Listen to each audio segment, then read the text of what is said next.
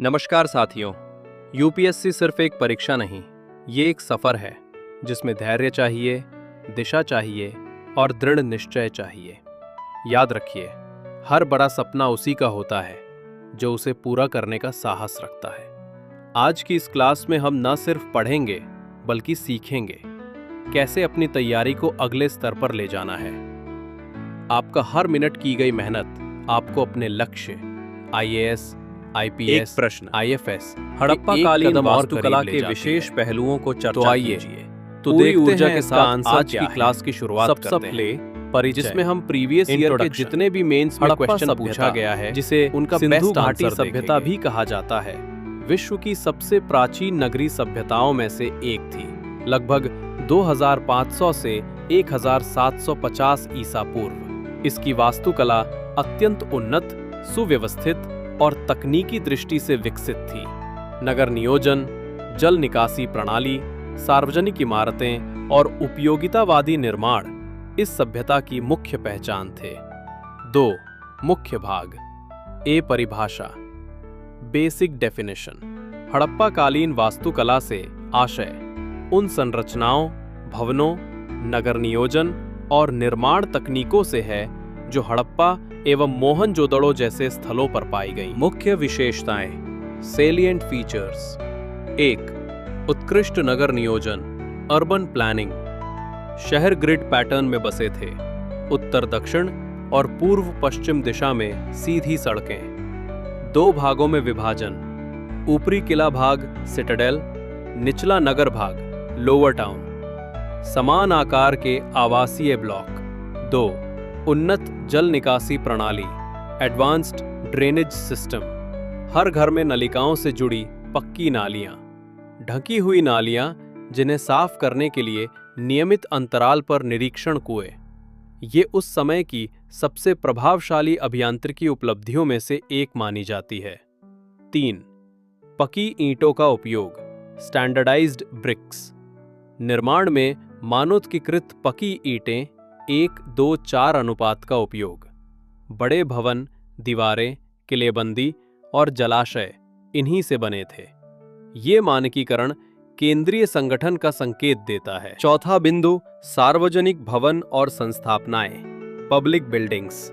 महान स्नानागार, great bath Mohenjo-daro, जलरोधक ईंटों और बिटुमेन से निर्मित, धार्मिक या सामुदायिक महत्व का प्रतीक। अन्नागार, ग्रैनरीज। भंडारण व्यवस्था, वेंटिलेशन, प्लेटफॉर्म, केंद्रीकृत अर्थव्यवस्था का प्रमाण। सभा भवन, पिलर्ड हॉल्स, स्तंभयुक्त हालों का प्रयोग जैसे मोहनजोदारो। 5. पॉइंट, आवासीय वास्तुकला, रेजिडेंशियल आर्किटेक्चर। 1 या 2 मंजिला मकान, ईंटों से बने, आंगन, कॉर्टयार्ड वाला घर, प्राइवेसी व वेंटिलेशन के लिए। घरों में स्नानघर और शौचालय, स्वच्छता पर जोर। 6. पॉइंट, जल प्रबंधन, वाटर मैनेजमेंट, कुएं, जलाशय, नहाने के कमरे। धोलावीरा में संग्रहण टैंक और जल संरक्षण प्रणाली अत्यंत उन्नत है। बांध जैसी संरचनाओं का प्रारंभिक स्वरूप मिला है। 7वीं बिंदु, किलेबंदी एवं दीवारें, फोर्टिफिकेशंस। शहरों को मोटी ईंट की दीवारों से घेरा गया। उद्देश्य, रक्षा, बाढ़ नियंत्रण या प्रशासनिक विभाजन। 8. पॉइंट, औद्योगिक स्थापत्य, इंडस्ट्रियल आर्किटेक्चर। लोथल में गोदाम और डॉकयार्ड, समुद्री व्यापार का प्रमाण। मोहनजोदड़ो में कारीगरों के लिए अलग कार्यशालाएं, बीट फैक्ट्रीज, फर्नेसेस। सी. महत्व, सिग्निफिकेंस। प्राचीन विश्व में सर्वाधिक उन्नत शहरी सभ्यताओं में से एक। आधुनिक नगर नियोजन के कई तत्व, ग्रिड सिस्टम, जल निकासी आज भी उपयोग में। सामाजिक संगठन और तकनीकी क्षमता का प्रमाण। निष्कर्ष, कंक्लूजन, हड़प्पा कालीन वास्तुकला अपने समय की अत्यंत उन्नत और वैज्ञानिक सोच का प्रतिबिंब थी।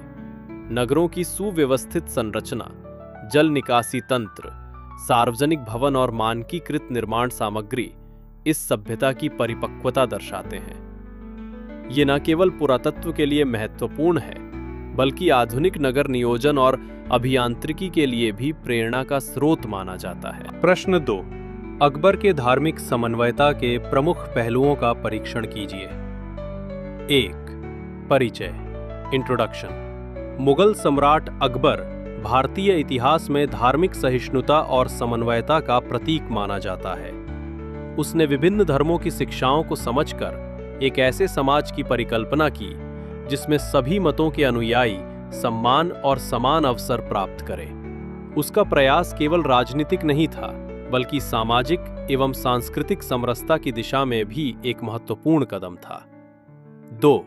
मुख्य भाग मेन बॉडी। ए. परिभाषा डेफिनेशन।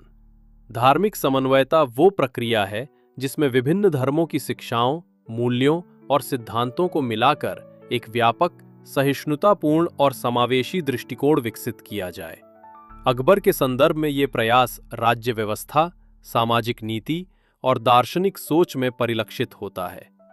अकबर की धार्मिक समन्वयता के प्रमुख पहलू। 1. सुलह कुल की नीति, सभी धर्मों के प्रति समान सम्मान और शांतिपूर्ण सह अस्तित्व। राज्य के प्रशासन से धार्मिक पक्षपात को हटाने का प्रयास। यह अकबर का सबसे स्थायी और व्यवहारिक धार्मिक सिद्धांत माना जाता है। 2. जजिया व तीर्थ कर का समाप्त करना। गैर मुस्लिम प्रजा पर लगाए जाने वाले जजिया कर को 1564 में समाप्त किया। धार्मिक यात्राओं पर लगने वाला तीर्थ कर हटाया गया, जिससे गैर मुस्लिमों में विश्वास बढ़ा। 3. इबादत खाना की स्थापना।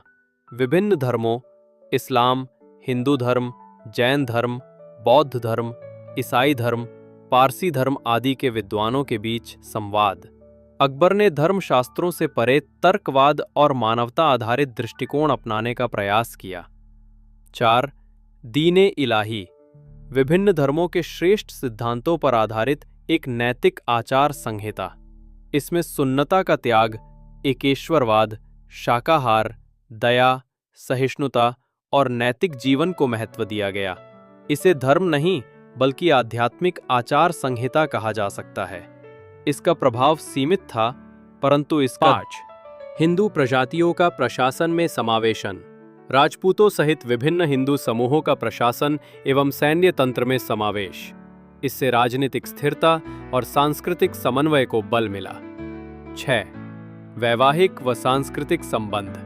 राजपूत राजकुमारियों से विवाह कर सांस्कृतिक एकता को बढ़ावा। दरबार में हिंदू कला, स्थापत्य, संगीत व साहित्य का संरक्षण। सी. कारण, प्रभाव और महत्व। आई. कारण, विशाल साम्राज्य में विविध धार्मिक समुदायों का शांतिपूर्ण सह अस्तित्व। प्रशासन की स्थिरता और कर व्यवस्था को सुदृढ़ करना। व्यक्तिगत स्तर पर तर्कवाद और सूफी संत परंपरा का प्रभाव। टी. प्रभाव, साम्राज्य में धार्मिक सौहार्द, स्थिरता और सांस्कृतिक समन्वय बढ़ा। कला, स्थापत्य और साहित्य का विकास। मुगल प्रशासन में हिंदू मुस्लिम सहयोग मजबूत हुआ। ती. महत्व, भारतीय इतिहास में धार्मिक सहिष्णुता की परंपरा को नई दिशा मिली। आधुनिक सेकुलर स्टेट की अवधारणा से इसका जोड़ देखा जाता है। अकबर की नीति ने आगे चलकर भारतीय समाज में उदार राजनीतिक संस्कृति के निर्माण में योगदान दिया। तीसरा निष्कर्ष, कंक्लूजन। अकबर की धार्मिक समन्वयता केवल धार्मिक सुधार की नीति नहीं थी, बल्कि एक समन्वित, स्थिर और बहुसांस्कृतिक साम्राज्य बनाने का प्रयास थी। उसके सुलह कुल और दीने इलाही जैसे कदम मानवता, समानता और सहिष्णुता पर आधारित थे। वर्तमान समय में जब धार्मिक विविधता को चुनौती मिलती है, अकबर की नीतियों से प्रेरणा लेकर आपसी समझ, संवाद और समरसता को बढ़ावा दिया जा सकता है। इन प्रश्न। मूर्तिकारों ने चंदेल कला रूपों को जीवन की व्यापकता और लचकदार ओज से भर दिया। स्पष्ट कीजिए। एक परिचय, इंट्रोडक्शन। चंदेल कला, विशेष रूप से खजुराहो मंदिरों की मूर्ति कला, भारतीय स्थापत्य इतिहास का उत्कृष्ट अध्याय है। इसमें धार्मिक, सांसारिक, प्राकृतिक और मानवीय भावनाओं का अत्यंत जीवंत और गतिशील चित्रण मिलता है। ये कला केवल पत्थरों में आकृतियां नहीं बनाती, बल्कि उनमें जीवन, गति और ओज का संचार करती है। 2. मुख्य भाग, मेन बॉडी। ए. परिभाषा, अर्थ। चंदेल कला मध्य भारत में 10वीं से 12वीं शताब्दी के दौरान चंदेल वंश द्वारा निर्मित मंदिरों की स्थापत्य एवं मूर्तिकला शैली जीवन की व्यापकता, समाज, प्रकृति, धर्म, सौंदर्य, भावनाएं और मानवीय क्रियाओं को संपूर्णता में दर्शाना। लचकदार ओज, मूर्तियों में दिखाई देने वाली मृदुता, लय, गति, शक्ति और जीवंतता का सामंजस्य। बे, मुख्य बिंदु 1, जीवंत अभिव्यक्ति, डायनामिक एक्सप्रेसिवनेस। मूर्तियां स्थिर नहीं दिखती, बल्कि उनमें गति, नृत्य और क्रियाशीलता का भाव स्पष्ट होता है। मानव शरीर की मुद्राएं पूरी लचक, संतुलन और सौंदर्य बोध के साथ चित्रित। 2, व्यापक विषय वस्तु, वाइड रेंज ऑफ थीम्स। देव देवियों, नर्तक नर्तकियों, दैवीय नायकों, मैथुन दृश्य, ग्राम्य जीवन, पशु पक्षी आदि का चित्रण। सामाजिक जीवन और प्रकृति की विविधता को एक ही मंदिर में समाहित। 3, सूक्ष्म नक्काशी और सौष्ठव, फाइन डिटेलिंग एंड ग्रेस। अंग प्रत्यंग, आभूषण, वस्त्र और चेहरे के भाव अत्यंत बारीकी से तराशे गए। शरीर की वक्र रेखाएं कला को तरलता और लचकदार ओज प्रदान करती हैं। 4, आध्यात्मिकता और सांसारिकता का संतुलन, balance of spiritual and secular elements. आध्यात्मिक विषयों के साथ मानवीय अनुभवों का सम्मिश्रण, कला को समग्र जीवन दर्शन का रूप मिला। 5, स्थापत्य और मूर्तिकला का सामंजस्य, harmony of architecture and sculpture. मंदिर की दीवारें केवल सजावट नहीं थीं, हर मूर्ति अपनी वास्तुस्थानिक भूमिका निभाती। इससे संपूर्ण संरचना एक जीवंत दृश्य अनुभव बनती है। कारण, प्रभाव और महत्व। कारण, चंदेल शासकों का कला संरक्षण, समाज में सौंदर्य बोध एवं नृत्य संगीत की समृद्ध परंपरा, उच्च तकनीकी दक्षता वाले मूर्तिकारों की उपलब्धता।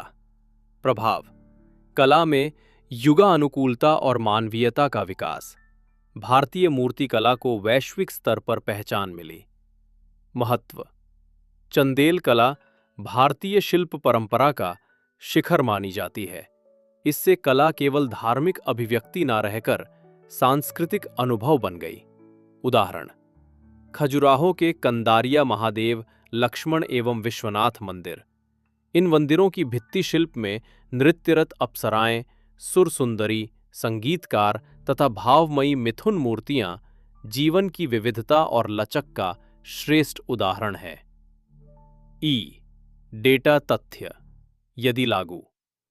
खजुराहो में लगभग 85 में से 25 मंदिर शेष बचे हैं।